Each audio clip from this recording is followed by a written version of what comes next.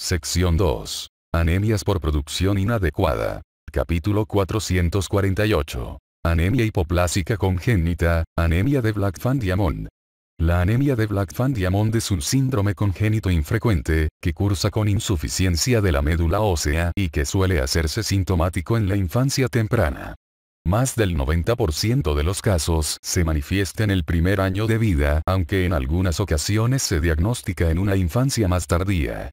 El trastorno se caracteriza por anemia, generalmente normocrónica y macrocítica, reticulocitopenia y deficiencia o ausencia de precursores eritroides en una médula ósea que, por lo demás, muestra una celularidad normal. Hasta un 50% de los individuos afectados presenta alteraciones extrahematopoyéticas adicionales. Etiología. Las mutaciones asociadas a la anemia de Black-Van-Diamond se identificaron inicialmente en RPS19, un gen que codifica una proteína componente de la subunidad pequeña 40S del ribosoma. Estas mutaciones de RPS19, todas de herencia dominante, se encontraron aproximadamente en un 25% de los pacientes. Posteriormente se identificaron 9 genes más de la anemia de Black-Van-Diamond, cada uno de los cuales codifica una proteína distinta de la subunidad pequeña, 40S, o grande, 60S, del ribosoma. Se identificaron mutaciones en uno de los 10 genes de las proteínas de los ribosomas en un 50 a 70% de los casos. Aunque este trastorno se suele denominar ribosomopatía, todavía no se ha aclarado por completo el mecanismo mediante el cual la haploinsuficiencia proteínas de los ribosomas produce la anemia de Black-Van-Diamond. Una hipótesis es que las proteínas de los ribosomas no afectadas se apilan y luego se ligan e inhiben al regulador de P53, MDM2. Este proceso permite la acumulación de P53, y esto condiciona la detención del ciclo celular y la apoptosis de los precursores eritroides. Se identificaron 2 mutaciones distintas en el factor de transcripción hematopoyético GATA, uno en 2 hermanos y un paciente no emparentado con una anemia de Black-Van-Diamond dependiente de corticosteroides. No está claro si estas dos vías, una vinculada con la disfunción del ribosoma y la otra con una alteración de la producción de GATA1, provocan de forma independiente el mismo fenotipo o, como alternativa, si la anemia de Black-Van-Diamond se relaciona con una sola vía que condiciona vinculaciones funcionales entre los ribosomas y GATA1. Epidemiología. La anemia de Black-Van-Diamond afecta aproximadamente a unos 7 individuos por millón de nacidos vivos. Se trata de un trastorno autosómico dominante, aunque pueden demostrarse también otros patrones de herencia.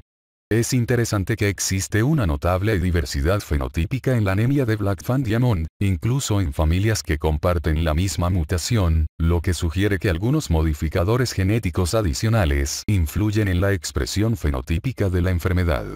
Las recomendaciones de consenso internacionales sugieren aplicar el diagnóstico de anemia de Black-Van-Diamond no clásica a los familiares, que son portadores de una mutación conocida, y a aquellos que no tienen una mutación conocida, pero presentan una alteración asociada o una anomalía analítica. Manifestaciones clínicas. Hacia los 2 a 6 meses de vida se desarrolla una intensa anemia, que en ocasiones puede aparecer más tarde. Aproximadamente un 25% de los pacientes presenta anemia al nacer y en pocos casos se encuentra hidropesía fetal. Un 92% de los casos se diagnostica durante el primer año de vida. Aproximadamente un 50% de los pacientes presenta malformaciones congénitas y en un 21% de los pacientes con anemia de Black-Van-Diamond se encuentra más de una malformación, tabla 448.1.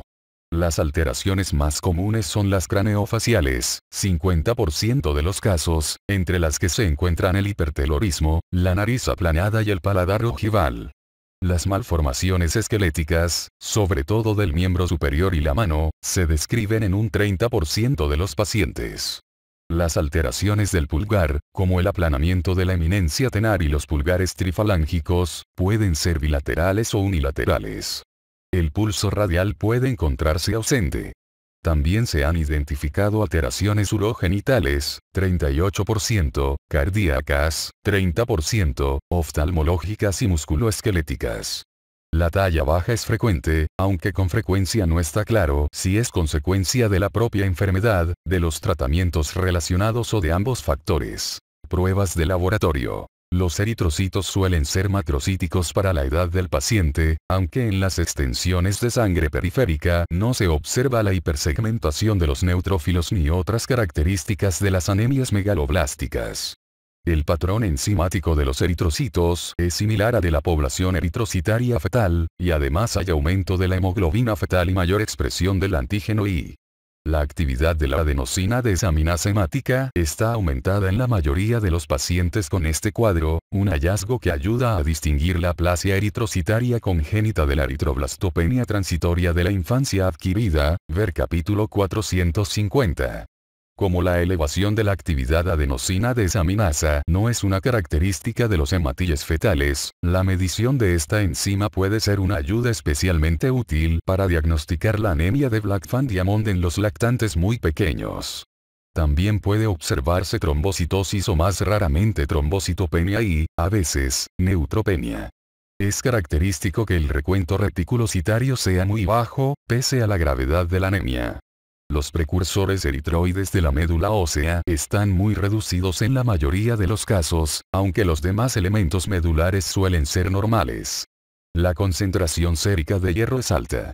A diferencia de lo que sucede en la anemia de Fanconi, no se observa un incremento de las roturas cromosómicas cuando se somete a los linfocitos a la acción de los agentes alquilantes. Diagnóstico diferencial. La anemia hipoplásica congénita debe diferenciarse de otras anemias con recuentos reticulocitarios bajos. El síndrome de la eritroblastopenia transitoria de la infancia a menudo es el principal diagnóstico alternativo. En la tabla 450.1, en el capítulo 450 se expone una comparación útil de los hallazgos de estas enfermedades. La eritroblastopenia transitoria de la infancia a menudo se diferencia de la anemia de Blackfan-Diamond por su comienzo relativamente tardío, aunque en ocasiones puede manifestarse en lactantes menores de 6 meses, ver capítulo 450. La macrocitosis, las alteraciones congénitas, las características de los eritrocitos fetales y la elevación de la adenosina desaminasa hemática se asocian generalmente con la anemia de Blackfan-Diamond y no con la eritroblastopenia transitoria de la infancia. Otros síndromes hereditarios que cursan con una insuficiencia medular macrocítica, sobre todo la anemia de Fanconi y el síndrome de Shwachman-Diamond, deberían incluirse en el diagnóstico diferencial, igual que los síndromes mielodisplásicos.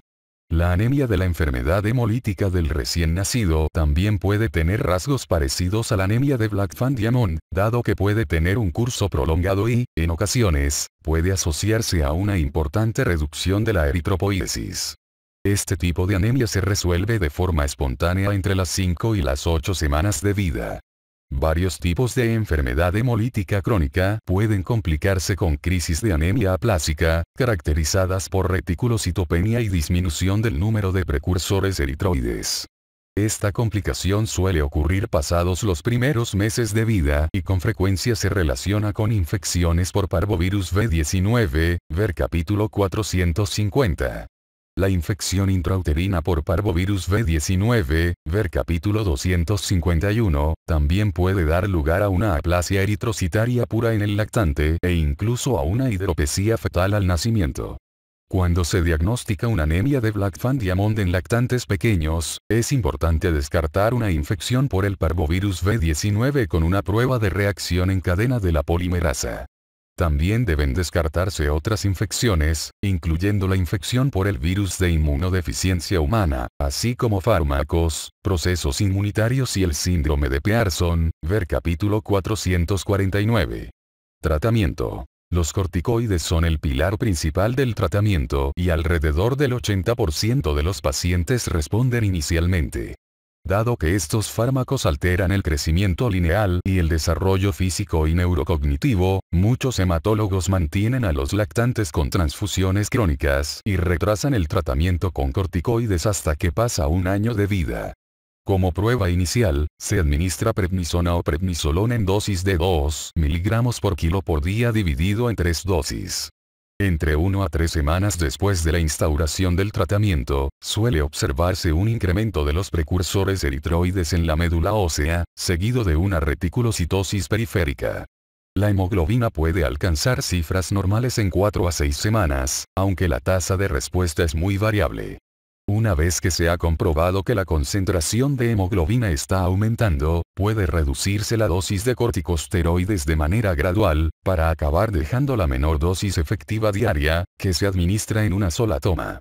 A continuación, esta dosis puede doblarse, administrarla en días alternos, y disminuirla en lo posible para mantener una concentración de hemoglobina más o igual a 9 gramos por decilitro. La dosis de mantenimiento no debería superar 0,5 miligramos por kilo por día o 1 miligramos por kilo por día días alternos. En algunos pacientes pueden bastar dosis de prednisona muy pequeñas, de tan solo 2,5 miligramos 2 veces por semana, para mantener una eritropoiesis adecuada. Se deberían programar exploraciones de vigilancia y realizar pruebas para descartar efectos secundarios de los corticoides en todos los pacientes, independientemente de la dosis. Se debe administrar una profilaxis adecuada contra neumoquistis cuando se lleve más de un mes con dosis altas de corticosteroides y mantenerla hasta que el paciente reciba dosis bajas en días alternos. El tratamiento con corticosteroides se interrumpe en muchos niños con anemia de Blackfan-Diamond debido generalmente a efectos secundarios inaceptables o porque la enfermedad se hace refractaria al tratamiento. Solo un 37% de los pacientes del registro de anemia de Blackfan-Diamond, RAVL, siguió recibiendo corticosteroides. Cuando no se obtiene respuesta a la corticoterapia o no se tolera este tratamiento, es necesario recurrir a transfusiones a intervalos de 3 a 5 semanas para mantener una hemoglobina superior a 8 gramos por decilitro. Algunos niños más pequeños necesitan concentraciones de hemoglobina superiores a 9 gramos por decilitro para mantener un crecimiento y una actividad normal. Se debe iniciar un programa de detección selectiva adecuado y al final administrar un tratamiento quelante cuando se produce una sobrecarga de hierro secundaria a las transfusiones repetidas. En un caso publicado se trató a un paciente con una anemia de Blackfan-Diamond con L-leucina, y se consiguió que no dependiera de las transfusiones y que siguiera en remisión durante más de 5 meses. Se han descrito casos de remisión espontánea de la anemia independientemente del tratamiento con corticosteroides o transfusiones. La probabilidad de remisión es de un 25% a los 25 años y la mayor parte de las remisiones se producen durante la primera década. En estas circunstancias persisten una anemia macrocítica leve y un aumento de las concentraciones de adenosina desaminasa en los eritrocitos. El trasplante de células madre hematopoyéticas puede ser curativo. Dado que los mejores resultados se obtienen con donantes emparentados con un antígeno leucocitario humano compatible en niños de 9 años o menos, se recomienda realizar un trasplante de células madre hematopoyéticas de un hermano con antígeno leucocitario humano compatible en los niños de 3 a 9 años afectados que dependen de las transfusiones. Es importante realizar un cribado cuidadoso de los hermanos donantes, incluido el genotipo si se conoce, para asegurarse de que el donante no sea portador del gen de la anemia de Blackfan-Diamond del paciente. Las mejoras de los trasplantes de células madre hematopoyéticas de donantes alternativos sugieren que esta modalidad puede convertirse en una alternativa importante en algunos pacientes seleccionados. Pronóstico. La anemia de Blackfan-Diamond se ha identificado como un síndrome de predisposición al cáncer. Se incrementa el riesgo de síndrome mielodisplásico, leucemia mieloide aguda, carcinoma de colon, osteosarcoma y cánceres genitales femeninos. La supervivencia actual global de todos los pacientes con una anemia de Blackfan-Diamond es aproximadamente del 75% a los 40 años y alcanza un 87% en los que reciben corticosteroides y un 57% en los pacientes dependientes de transfusiones. De las muertes notificadas, un 67% se relacionó con el tratamiento y un 22% con la propia anemia de Blackfan-Diamond, tumores malignos y anemia aplásica grave.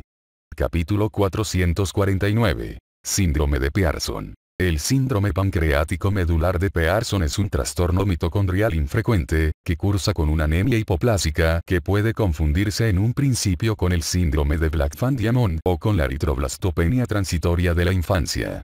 La insuficiencia medular suele aparecer en el periodo neonatal y se caracteriza por una anemia macrocítica y, a veces, por neutropenia y trombocitopenia. En la médula se encuentran eritroblastos y mieloblastos vacuolados. Se considera que esta enfermedad es una variante peculiar de la anemia sideroblástica congénita, pues en la médula ósea existen también sideroblastos en anillo. La concentración de hemoglobina F está elevada. Existe una afectación multiorgánica caracterizada por retraso de crecimiento y síntomas de disfunción pancreática exocrina, defectos hepáticos y tubulares renales, malabsorción y miopatía. Se han descrito casos de disfunción endocrina. En casos infrecuentes, cuando la enfermedad no resulta mortal en la primera infancia, el cuadro puede evolucionar con aparición de síntomas compatibles con el síndrome de Kearns-Sayre. Este trastorno multiorgánico se debe a lesiones del ácido desoxirribonucleico mitocondrial de tamaño y localización variable, similar a la de lesión del ácido desoxirribonucleico mitocondrial, ADMT, descrita en el síndrome de Kearns-Sayre. Existe heterogeneidad en distintos tejidos y entre pacientes, lo que justifica la variabilidad del cuadro clínico. La proporción de ácido desoxirribonucleico mitocondrial de lesionado en la médula ósea se correlaciona con la gravedad del cuadro hematológico, y un cambio en el porcentaje de los tipos de ácido desoxirribonucleico mitocondrial en los tejidos a lo largo del tiempo puede asociarse a una mejoría espontánea de la hipoproliferación eritrocitaria. El tratamiento de las manifestaciones hematológicas de la enfermedad es principalmente de soporte e incluye transfusiones de eritrocitos para corregir la anemia y factor estimulante de colonias de granulocitos para corregir los episodios de neutropenia grave. Capítulo 450. Anemias eritrocitarias puras adquiridas. Eritroblastopenia transitoria de la infancia. La eritroblastopenia transitoria de la infancia es la aplasia eritrocitaria adquirida más frecuente en la infancia. Su prevalencia es superior a la de la anemia hipoplásica congénita, de Blackfan-Diamond. Este síndrome de anemia hipoplásica transitoria grave afecta sobre todo a niños previamente sanos de entre 6 meses y 3 años. La mayoría de los niños superan los 12 meses en el momento de la presentación. Solo el 10% de los pacientes afectados son mayores de 3 años. La incidencia anual se estima en 4,3 casos por 100.000 niños, aunque es probable que sea superior, porque muchos casos pueden no ser diagnosticados y curar espontáneamente. La supresión de la eritropoiesis se ha relacionado con mecanismos mediados por células e inmunoglobulinas G y M. Se han descrito casos familiares, lo que sugiere un componente hereditario.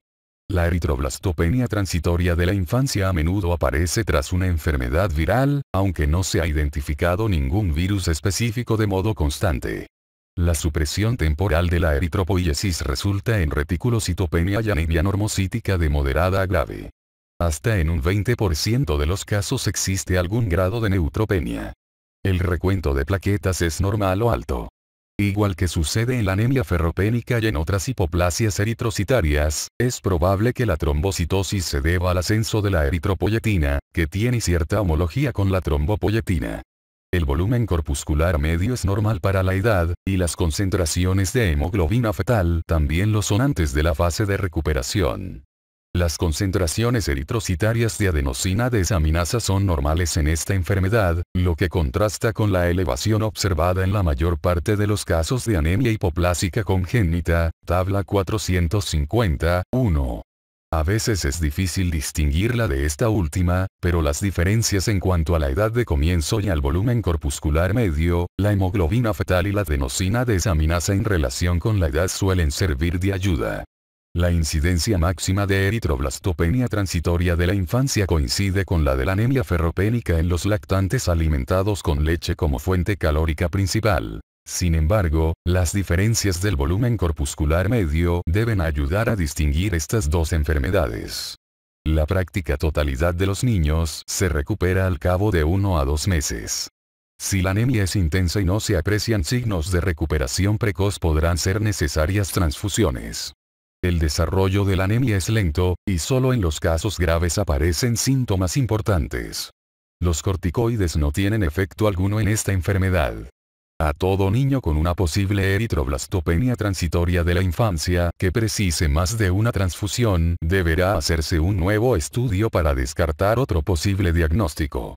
En raras ocasiones, un caso prolongado de eritroblastopenia transitoria de la infancia aparente es, en realidad, una aplasia eritrocitaria provocada por parvovirus en un niño con una anemia hemolítica o una inmunodeficiencia congénita o adquirida. Aplasia eritrocitaria asociada con infección por parvovirus B19. El parvovirus B19 es un agente infeccioso frecuente que causa el eritema infeccioso, quinta enfermedad ver capítulo 251. También es la causa mejor documentada de aplasia eritrocitaria de origen vírico en pacientes con hemólisis crónica, pacientes inmunocomprometidos y fetos intraútero. Este pequeño virus monocatenario sin envoltura es especialmente infeccioso y citotóxico para las células progenitoras eritroides de la médula ósea, interaccionando específicamente con el antígeno P eritrocitario. Además de la disminución o la ausencia de precursores eritroides, en el estudio bajo microscopia óptica de muestras de médula ósea pueden observarse inclusiones nucleares características en los eritroblastos y pronormoblastos gigantes. El virus no provoca una anemia significativa en los individuos inmunocompetentes con hematíes de duración normal. Hemólisis crónica. Como la infección por este virus suele ser transitoria y la recuperación tiene lugar en menos de 2 semanas, los niños por lo demás normales, en los que la esperanza de vida de los hematíes es de 100 a 120 días, no sufren anemia o no es detectable.